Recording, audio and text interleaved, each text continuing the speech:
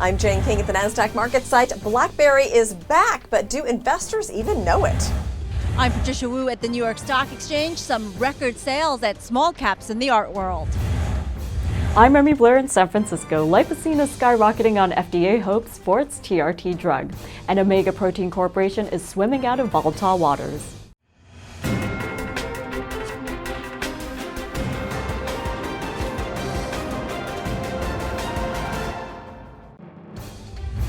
Welcome to Small Cap Nation. I'm Jane King at the NASDAQ market site in Times Square. Real buyers are stepping back into BlackBerry. The valuation could be why. The market cap of BlackBerry, less cash, is $2.5 billion. That is less than revenue, which suggests that BlackBerry is realizing about 19% of its cash-adjusted market cap as cash flow right now. Now, if there's no growth in BlackBerry at all, the cash flow alone should produce about double-digit growth in the years ahead. Investors are still focused on BlackBerry's failing handset business, but there are other parts of the company showing promise, according to analysts. The company has also taken integral steps to solidify businesses in the mobile security space. It's winning thousands of customers and has integrated mobile security into more cars than all of its competition combined. Well, GoPro continues to be hated by investors. The stock is now below its IPO price after another sell-off this week. Now, the stock has been in a free fall since August, with analysts reporting lackluster demand for its new mini camera, the Hero 4 Session, and the company did report weaker than expected third quarter earnings in October. El Pollo Loco has lowered its guidance as sales growth slows. The California-based restaurant chain also cut its earnings. Now, the company says it's taking action to re-engage customers, but didn't specify exactly what that was. And a double top in Sotheby stock could be a warning to art collectors and the stock market in general. Technical analysts say the bearish chart formation not only signals the art market is in a bubble, but the bubble is about to pop. And the art market has been propped up by rising stock prices. But some investors see Sotheby's as a canary in the coal mine for the broader economy.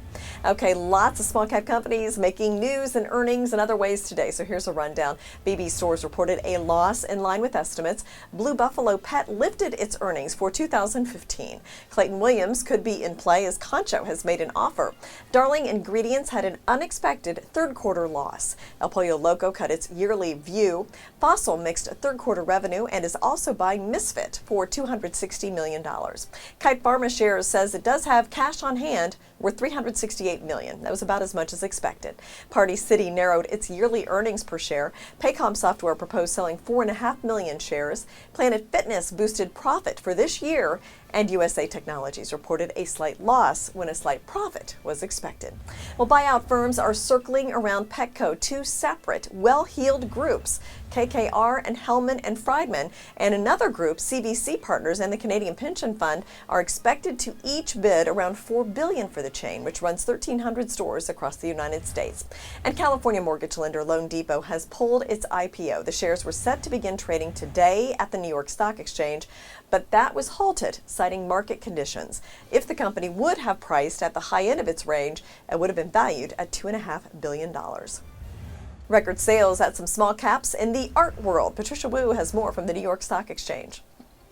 Hi, Jane. Money can't buy you happiness, but it can buy you some art and some diamonds. We'll start with Sotheby's, traded right here at the NYSE under the ticker BID. So, Alan, did you bid on that record-setting blue diamond? Was that incredible? $48 million for the blue diamond. And the same buyer across the street went to Christie's and paid $28 million for the pink diamond. So diamonds have been in vogue. It's a beautiful diamond. I've seen pictures. I've never shown it in person. It's a fantastic looking diamond. But $48 million. It's amazing. Yeah, $28 million for the pink diamond, both for the same woman, Josephine. She's one lucky gal getting some great stocking stuffers. Blue diamond, 12 carats, flawless, and it's a record for any diamond ever. So it wasn't just diamonds that were selling at the auction houses, also some big sales for the artwork. Yeah, we had Andy Warhol's Mao, which was owned by a trader down, well, not a trader down here, a hedge fund manager, Steve Cohen. That sold for $47 million. Steve had bought it about 8 years ago for about $12 million. So you can see the correlation between when Wall Street does good, Wall Street's at a high, these guys get out. They're traders of art. They're not long-term buyers. So he made a nice penny there on that piece of sale. And also the chalkboard with the scribbles on it.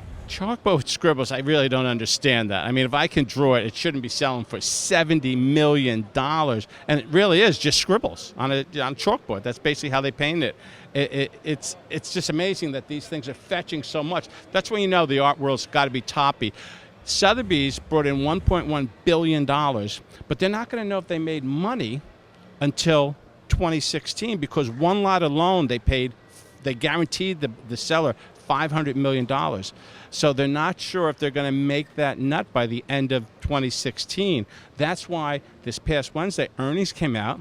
The stock fell 16% because it was just, are they going to make that? They're not, and that surprised investors. Investors did not know that much was tied up for that artwork. And right now, it's going to be a tough sell.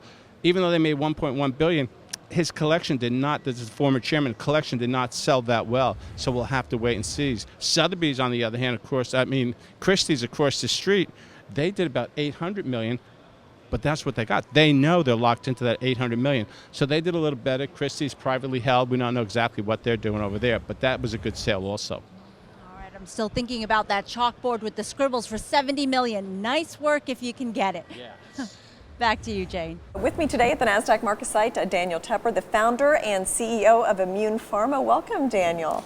Good to be here. So let's start by talking about your company, ImmunePharma. When did it start? Just give me kind of the basics. Where are you located? Let's start with that. Sure. We started 4.5 years ago. We're located in New York City at the Alexandria Center for Life Science, just next to NYU Medical Center. And this is like the new hotbed of biotech in New York. Well, that's very interesting. I didn't realize that New York City was becoming such a big player in biotech. So how long has that been going on? Where does New York stand in comparison to other biotech like Boston and San Francisco? Obviously, there are now legendary biotech companies such as Regeneron and Celgene who are in New York, but there's increasingly multiple billion-dollar plus companies located in New York, and there's a lot of startups. So I think that the initiative from Mayor Bloomberg a few years ago to establish a campus, the Alexandria Center on the East Corridor, and basically you have Columbia Presbyterian, you have Rockefeller Center, you have Sloan Kettering, you have NYU, and many other places where there's great research. New York is number one in the number of NIH grants, or amount of NIH grants. It has great medical schools, and now increasingly, it has growing biotech companies. So New York was maybe top 10, now it's moving in top 3 or 4, and I think it will compete very soon with Boston for number 1 in the nation.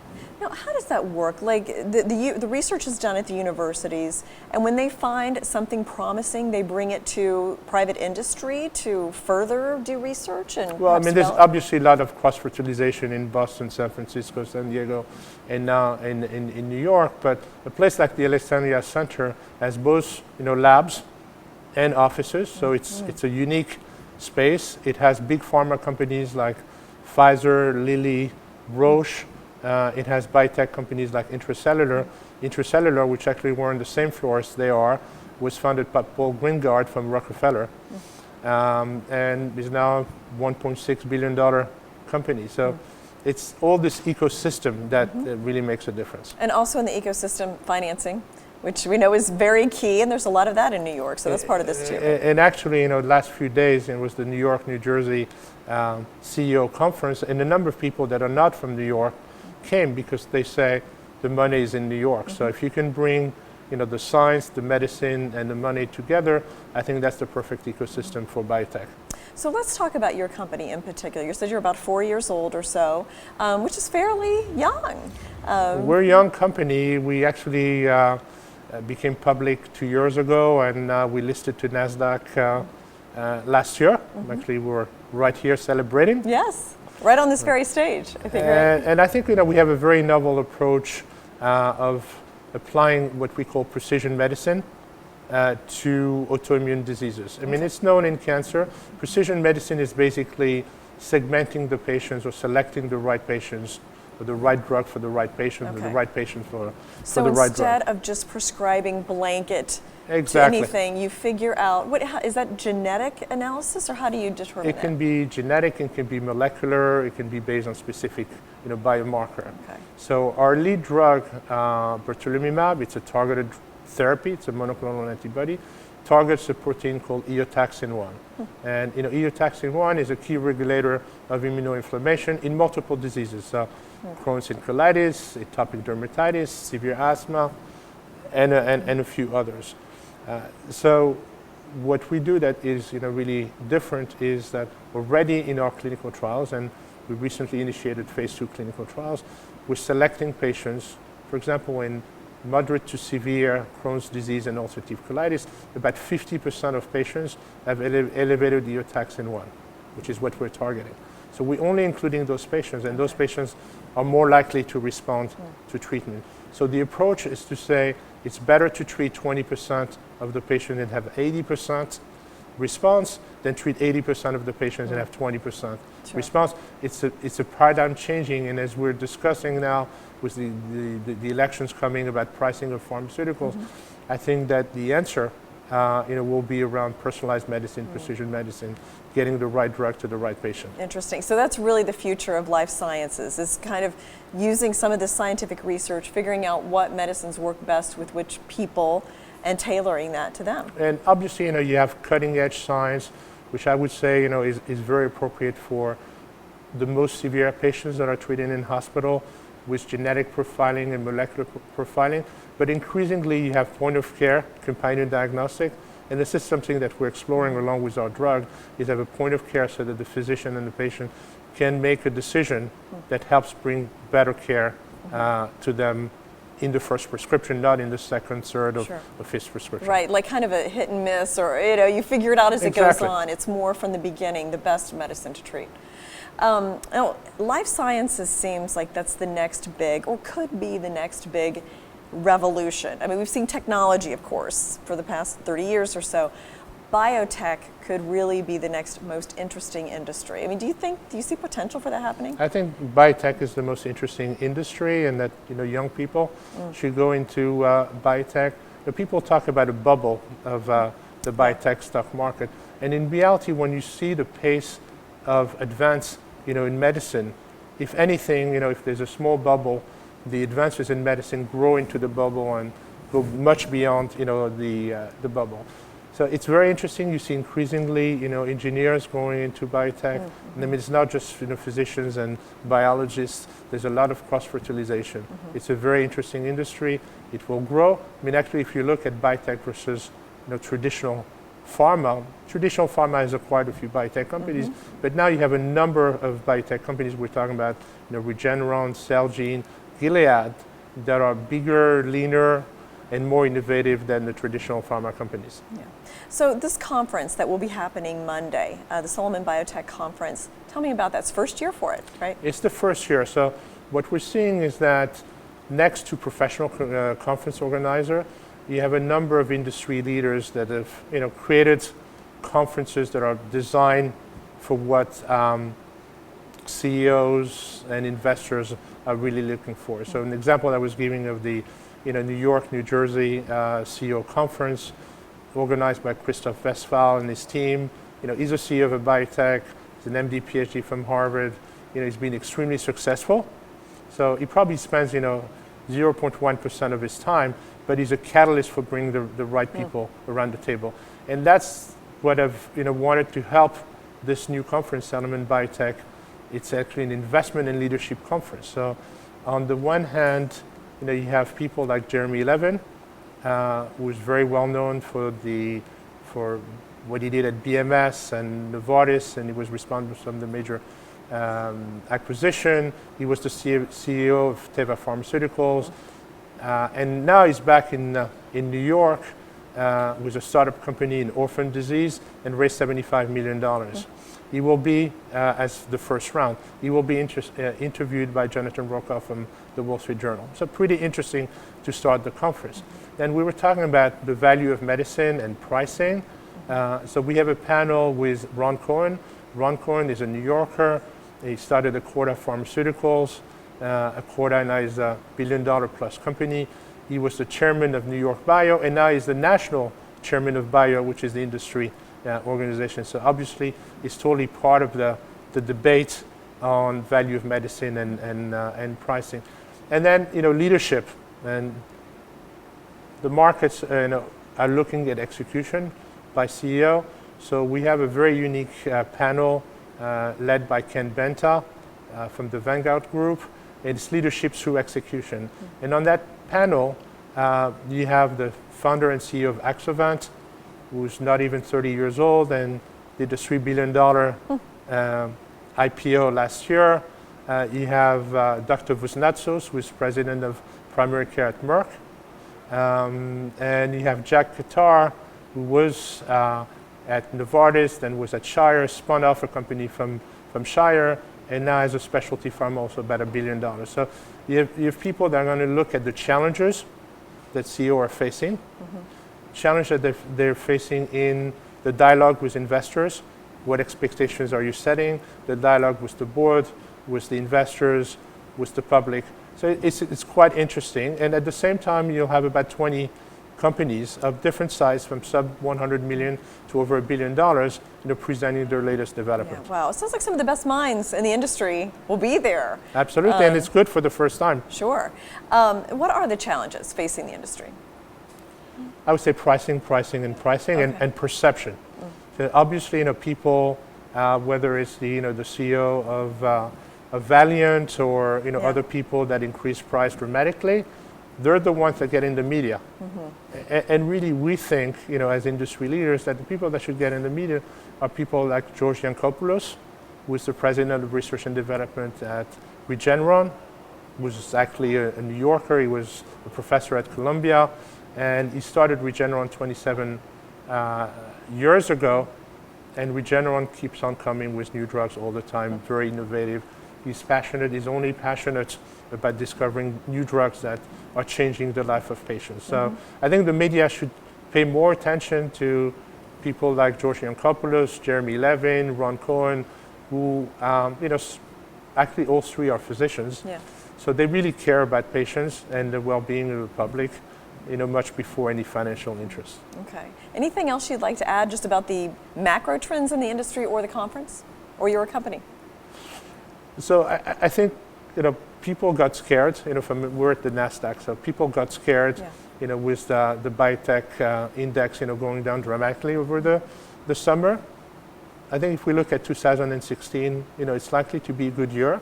It's likely to be a year where investors will be more selective, but companies that have, fundamental science and science that can translate into benefits, for patients will win. They'll win, for the patients first, and for the investors, as a result of that. Okay, thank you. One pharma stock is way up today after some big news. We'll take you to San Francisco when Small Cap Nation comes right back.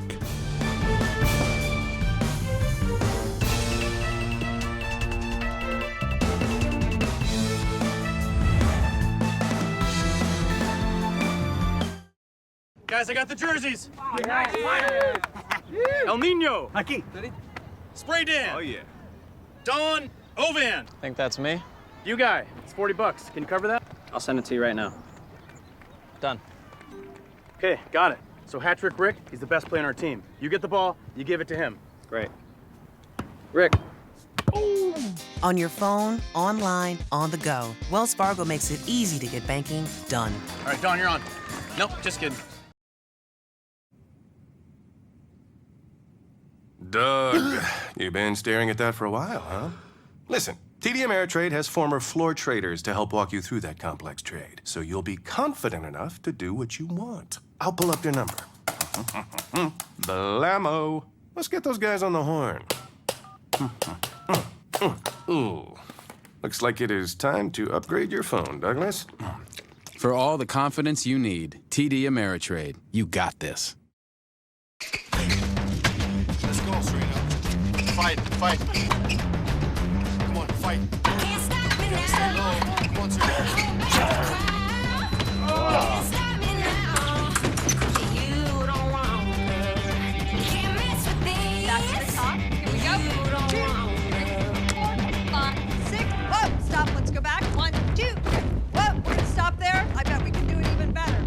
It took tennis legend Serena Williams, fencing champion Tim Morehouse, and the world-famous Rockettes years to master their craft.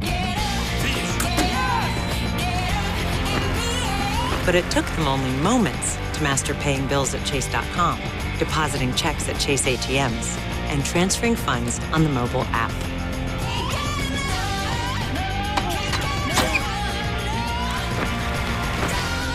Technology designed for you, so you can easily master the way you bank. Lipocine is getting a hefty boost today. We've covered this company in the past. The FDA accepted Lipocine's new drug application at the end of last month. What's the latest update for this small cap pharma name? Hi Jane, Lipocine shares are soaring straight out of the gate. The stock is up about 30% on high volume.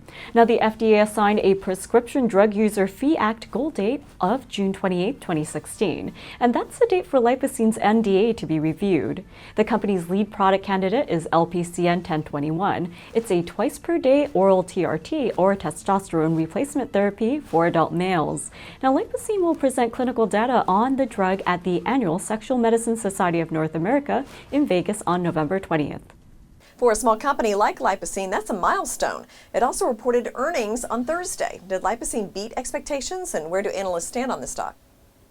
Well, Lipocine reported EPS of 35 cents for the quarter, missing estimates by 1 cent. Following the report on Thursday, shares fell over 4%.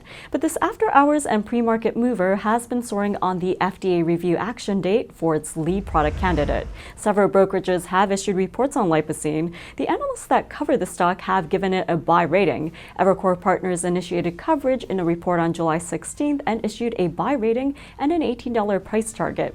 Meanwhile, Evercore began coverage on July 17th, and they issued a buy rating and an $18 price objective. Meanwhile, Roth Capital began coverage on shares in a research report on July 22nd and set a buy rating and $36 price target.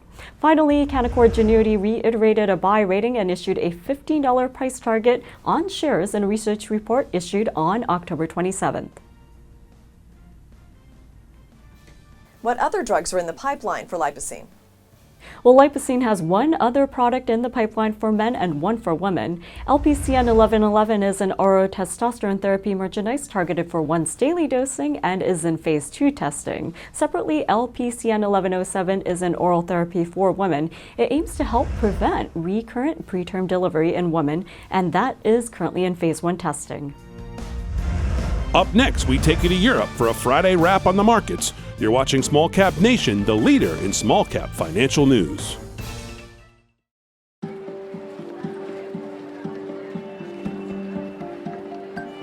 Good. Very good. You see something moving off the shelves, and your first thought is to investigate the company. You are Type E.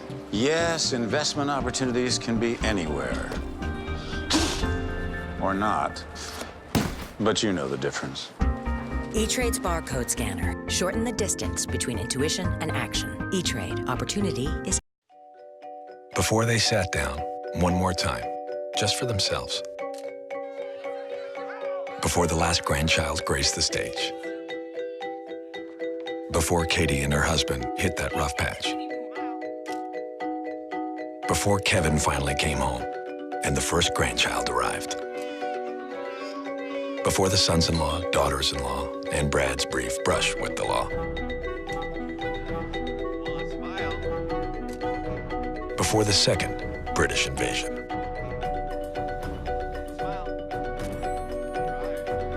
Before Katie, Debbie, Kevin, and Brad. Before they became a family. There was a connection that started it all and made the future the wonderful thing it turned out to be. We know we're not the center of your life, but we'll do our best to help you connect to what is. Sometimes the present looked bright, sometimes romantic. There were tears in my eyes, and tears in my eyes. And so many little things that we learned were really the biggest things. Through it all, we saved and had a retirement plan, and someone who listened and helped us along the way. Because we always knew that someday the future would be the present. Every someday needs a plan. Talk with us about your retirement today. Graham, how have the European markets been behaving today? Yes, Jane, I'm afraid not a good end to the week. Markets are off all over Europe. Weak European growth and GDP figures depressing the markets, along with the ECB's president's comments on downside risks and falling commodity prices. The Bank of England and UK data yesterday was rather overshadowed by Mario Draghi's presentation to the European Parliament. So looking at the data, unfortunately nothing very encouraging. Inflation is pretty well flat. Wage growth is still growing, but growing slower, which suggests it's slowing down. And unemployment is still falling, although, as mentioned before, that does really hide the high level of youth unemployment.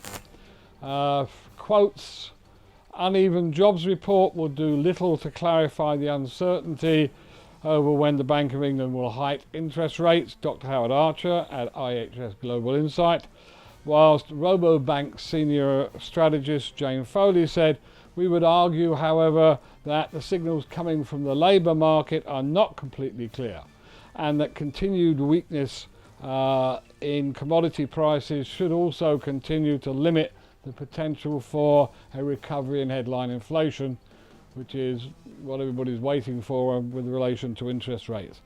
So it looks like at the moment that by the close we will have lost all the gains from about 2 weeks ago across all the markets.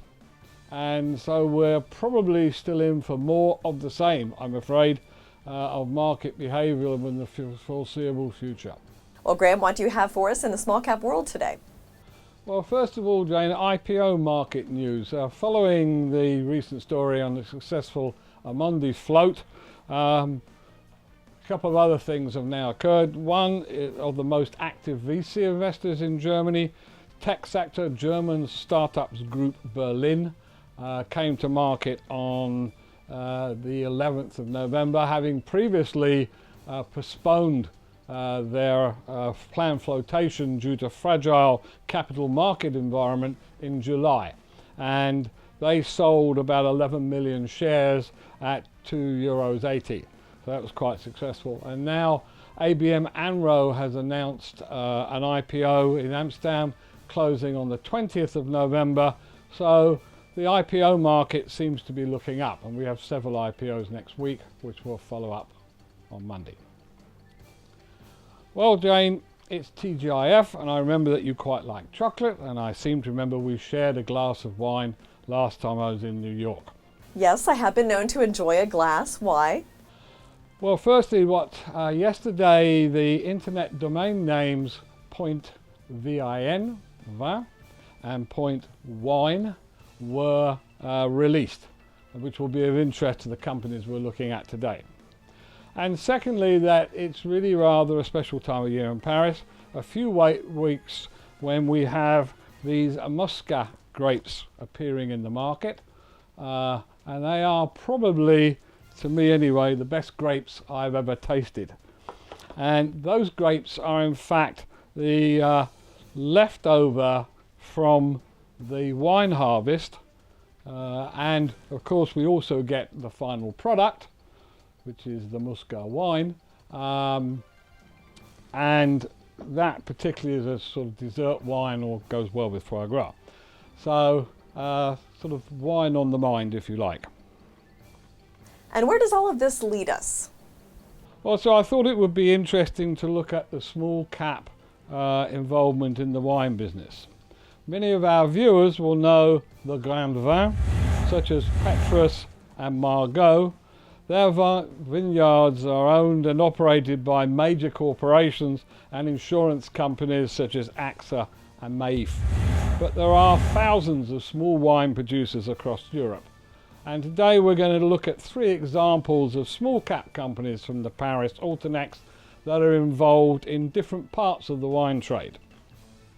First, a company specialised in the production and distribution of champagne, Lombard and Sea Champagne, is an example of production and distribution know-how for the Champagne terroir, as it's known, the land, very important.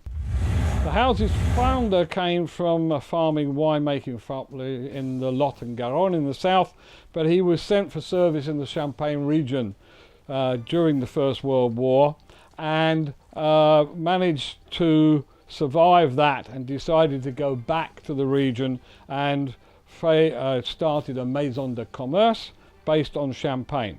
And the company has continued to grow generation on generation Champagne grapes for its own vineyard and also from the best select vineyards around them. The quest for excellence has always been part of the company's slogan, the Champagne Magenta, les rivales de meilleur, rivals to the best. In 2013 they had a turnover of about 18 million euros, 50% of which went to export. Secondly, Advini. Now, ever since there have been records kept, the Jean family have been wine growers. At first, they grew vines and even ran an auberge, but later they became merchants. And the business came still in the family from there. The Jean story began in the small villages in Hérault, to the northwest of Montpellier, again in the south. However, their business activities have grown globally, but the family remains vignerons at heart. Vine growing is really part of the Jean DNA. Today, 5 generations later, the family is still investing in the production and sale of quality wines. They have moved their production away from bulk volumes, which was what was known as vin de table, towards new types of packaging, diversified the origins of their vines, modernized their wineries, and successfully steered the company through a fast-changing environment in France and international markets.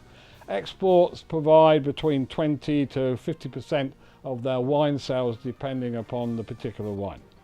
The French Wine Club was taken over by Advini in 2014.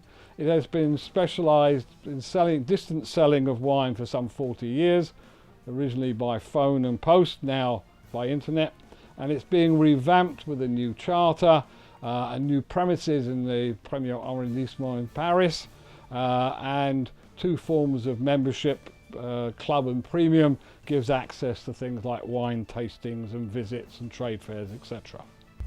And lastly, Raphael Michel.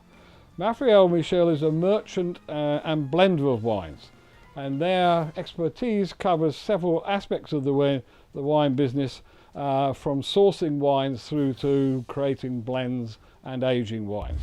Founded in 1899, the Raphael Michel Wine Trading Company is the preferred partner of many wine bottlers. Raphael draws on its own expertise and impartiality to offer customers valuable advice in choosing the right blends. All right? The vinification process is therefore tailored to the customer's expectation and is of consistent high quality. They do not grow wine. Their expertise focuses on what happened after it's picked and before it's bottled. Vineyard parcel selection, specification for vinification, wine selection and sourcing. And the wines go through a selection process which is very rigorous and especially designed for each customer's individual needs. Their biggest strength lies in their close supplier relationship and in-depth knowledge of their vineyards. They work with some 3,000 wine growers and able to make quite complex blends of high quality wines. The blends are made in a specialized warehouse where they have a tank house and aging facilities, their own testing and monitoring to follow the wine through its process, and more important, have traceability. And then the wines are sold to another category of merchant bottlers for packaging and distribution. However, there is a significant oversupply of wine globally, particularly of the low and mid-level quality. Consumption of these wines used to be known as vin de table, in particular is dropping. This is just a map of the Bourgogne, which is just one region, an important one admittedly, of France. You can't see the detail, but each of the dots on that map are a vineyard. Some are high quality, some are medium quality, some are low quality. But this is just one area of France. Now imagine this scaled up to add Italy, Spain, Germany and so on. Never mind the New World. And it will be those companies really that can react quickly to changing demands and will survive in this highly competitive market. Many will not, undoubtedly. This is Graham Brown, and that is it for today for Small Cap Nation Europe. A leading maker of fish oils is making waves with investors. The story when Small Cap Nation returns.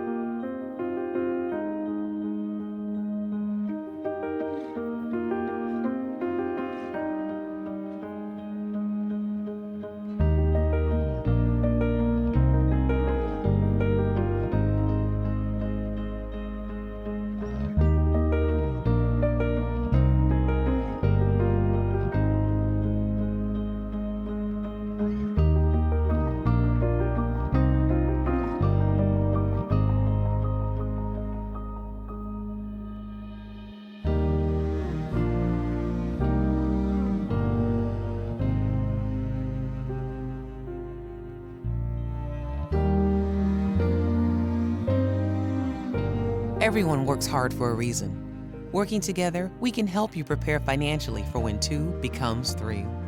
Wells Fargo. Together we'll go far. You want to be the best investor you can be. You want to cut through the noise of an overwhelming amount of analysis. You want the insights that will help you decide which ideas to execute and which to leave behind. You want your trades executed in 1 second or less, guaranteed and routed with institutional quality technology. Look no further. Open an account and find more of the expertise you need to be a better investor. When I got the phone call that we had received the grant, I held my breath. To have a program like this is a big reward. Being a Chase Mission Main Street grant recipient is a game changer. One of the biggest surprises in starting a small business is the number of hours we should work for the first 20 years. One of the great things about this grant is that it is going to let us invest in some additional inventories. It's going to allow this business to go to the next level. Being a recipient of this grant, we can't be thankful enough. It's a dream come true, and I'm still in awe.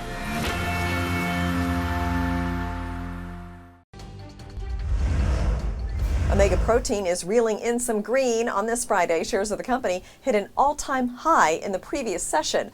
What's behind Friday's rally? The stock is closing out a volatile trading week. If you take fish oil supplements, you may be familiar with Omega Protein and even have ingested their products. Now, the Texas-based company boasts 8 processing plants in the U.S., and at the plants, it grinds fish into dietary supplements, fertilizer, and food for livestock as well as for pets. As for human consumption, Omega produces nutrition products, omega-3 specialty oils, dairy protein, and is also in the nutraceutical space. Omega Protein reported third quarter earnings at the end of October and its financial results. Now, what's the takeaway and the outlook for the company? Omega Protein's earnings top forecasts. It improved earnings per share by nearly 30% in the most recent quarter compared to the same quarter a year ago. And revenue growth came in higher than the industry average. During the past fiscal year, Omega Protein reported lower earnings of 86 cents versus $1.45 in the prior year. And helped by its strong earnings growth, the stock has surged and outperformed the S&P 500 during the same period. In terms of ratings, D.A. Davidson raised the rating on the shares of Omega Protein Corporation. The current rating of the shares is buy, and analysts at the firm lifted the price target to $21 per share from $15. The rating by the firm was issued on September 29th of this year. And if you're interested in crowdsourced stock ratings, well, Omega was upgraded by Vedder from a sell rating to a hold rating in a research note. Meanwhile, in terms of company strengths, it does have strong revenue growth, solid stock price performance, as well as growth in EPS, and a solid financial position with reasonable debt. Omega Protein Corp has two separate business segments, animal nutrition and human nutrition. The animal nutrition segment has two separate subsidiaries, Omega Protein and Omega Shipyard. The human nutrition segment has several product lines with separate subsidiaries, and the Omega Shipyard business operates shipyard facility. Now, in what areas does the company shine and what's looking murky? Well, one way to look at Omega Protein as a company is as a vertically integrated producer of omega-3 fish oil and specialty fish meal products. It produces protein-rich meal and oil derived from marine sources. The products are produced from menhaden and include value-added specialty fish meals, crude and refined fish oils, and fish solubles. Now, back in September of last year, the company acquired BioOriginal Food and Science Corp. Now things may seem a bit murky. Omega Protein's commercial fishing business has come under some scrutiny. There are concerns about overfishing, and when accidents happen to disrupt the ecosystem, consumers and officials tend to pay attention. The company catches approximately 400 million menhaden a year in the ocean. Now, menhaden are not used directly for food, but rather for processing fish oil and other products, including animal feed and dietary supplements. And a large investor in the company wants to put the company up for sale according to regulatory filings. Omega's fish oil and aquaculture businesses do have very good average margins, and the company spends about $20 million annually to maintain its 30-vessel fishing fleet and other assets. But don't expect future growth to come out from its fish meal as well as fish oil business. Fish meal prices are volatile, and the actual science about supplement effectiveness could damage revenue, so diversification will be key for the company going forward. No luck for Son Edison on this Friday the 13th. It was cut to a rare sell. What other companies should you buy, sell, or hold? The story once Small Cap Nation returns. Guys, I got the jerseys. El Nino. Aquí. Spray Dan. Oh, yeah. Don Ovan. Think that's me? You guy. It's $40. Can you cover that? I'll send it to you right now. Done. Okay, got it. So hat-trick Rick, he's the best player on our team. You get the ball, you give it to him. Great. Rick. On your phone, online, on the go, Wells Fargo makes it easy to get banking done. All right, Don, you're on. Nope, just kidding. Doug, you've been staring at that for a while, huh? Listen, TD Ameritrade has former floor traders to help walk you through that complex trade, so you'll be confident enough to do what you want. I'll pull up their number. Blammo. Let's get those guys on the horn. Ooh. Looks like it is time to upgrade your phone, Douglas. For all the confidence you need, TD Ameritrade. You got this. Let's go, Serena. Fight, fight. Come on, fight. Can't stop me now. Come on, Serena.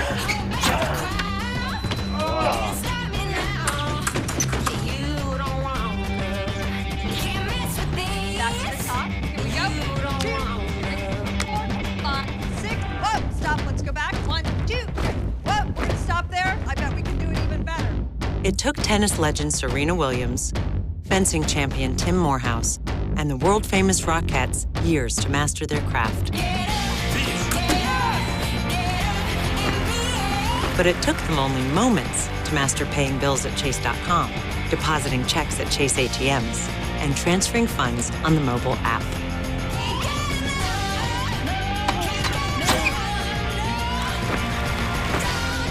Technology designed for you, so you can easily master the way you bank.